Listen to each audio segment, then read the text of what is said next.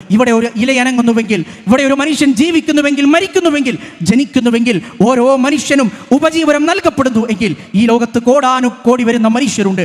ഈ ലോകത്ത് അനേകായിരം മനുഷ്യൻ തിരിച്ചറിഞ്ഞതും അറിയാത്തതുമായ ജന്തുജാലങ്ങളുണ്ട്. നമ്മളിപ്പോഴും നമ്മുടെ കണ്ണിൽ പോലും നഗ്നനേത്രങ്ങൾ കൊണ്ട് കാണാൻ കഴിയാത്ത അതിസൂക്ഷ്മമായ ജീവികളുണ്ട്. മനുഷ്യൻ വാസയോഗ്യമല്ല എന്ന് കരുതുന്ന മുൾച്ചെടികൾ മാത്രം വളർന്നു നിൽക്കുന്ന, മണൽപ്പരപ്പുകൾ ഇങ്ങനെ അതിരിട്ട് നിൽക്കുന്ന മരുഭൂമികളിൽ ജീവിക്കുന്ന ജന്തുജാലങ്ങൾക്ക് അല്ലാഹു സുബ്ഹാനഹു വ തആല ഈ ലോകത്തിന്റെ സൃഷ്ടാവ് ഉപജീവനം നൽകുന്നുണ്ട്.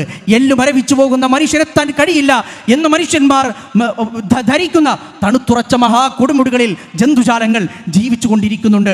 കടലിലും കരയിലും ഒക്കെ മനുഷ്യൻ തിരിച്ചറിഞ്ഞതും അറിയാത്തതുമായ എത്രയോ ജന്തുജാലങ്ങൾ ജീവിച്ചു കൊണ്ടിരിക്കുന്നുണ്ട്. ആടും മാനും അതുപോലെ തന്നെ കാട്ടുപോത്തും കുളക്കോഴിയും ഹിംസ്ര ജന്തുക്കളും ഒക്കെ അടങ്ങുന്ന നമ്മൾ പരിഹാസത്തോടുകൂടി ഒരു വ്യവസ്ഥയുമില്ല എന്നതിന് ഉദാഹരണമായി കാടൻ നിയമം എന്ന് പറയുന്ന വനാന്തരങ്ങളിൽ പോലും ഒരു ജീവിയും പട്ടിണി കിടന്നു മരിക്കുന്നത് വാർത്തകൾ നമ്മൾ കേൾക്കുന്നില്ലല്ലോ. എല്ലാവർക്കും ഉപജീവനം നൽകപ്പെടുന്നുണ്ട്. ഈ ലോകത്തിനൊരു സൃഷ്ടാവുണ്ട്. ഈ ലോകത്തെ നിയന്ത്രിക്കുന്ന ഒരു ശക്തിയുണ്ട്.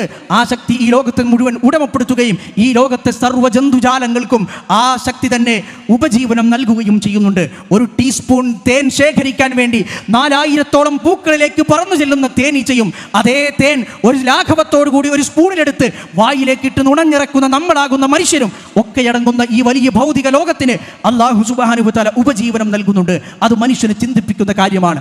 ആരാണ് ഇതിനൊക്കെ ഉപജീവനം നൽകുന്നത്? ഖുൽ മൻ യർസുഖുകും മിനസ് സമാഇ വൽ അർദ്, ആകാശഭൂമികളിൽ ആരാണ് ഈ പറഞ്ഞ ആളുകൾക്ക്, ജന്തുജാലങ്ങൾക്ക്, ജീവജാലങ്ങൾക്ക് ഉപജീവനം നൽകുന്നത്?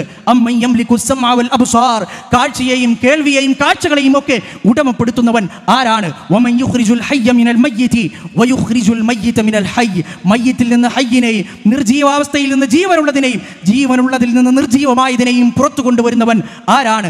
വമൻ യുദബ്ബിറുൽ അംർ, ആരാണ് കാര്യങ്ങളെ നിയന്ത്രിക്കുന്നവൻ? ആരാണ് ഈ ലോകത്തെ മുഴുവൻ ഉടമപ്പെടുത്തുന്ന, ഈ ലോകത്തിലെ ഓരോ അതിസൂക്ഷ്മ ചലനങ്ങളെയും നിശ്ചലനങ്ങളെയും നിയന്ത്രിക്കുന്നവൻ ആരാണ്?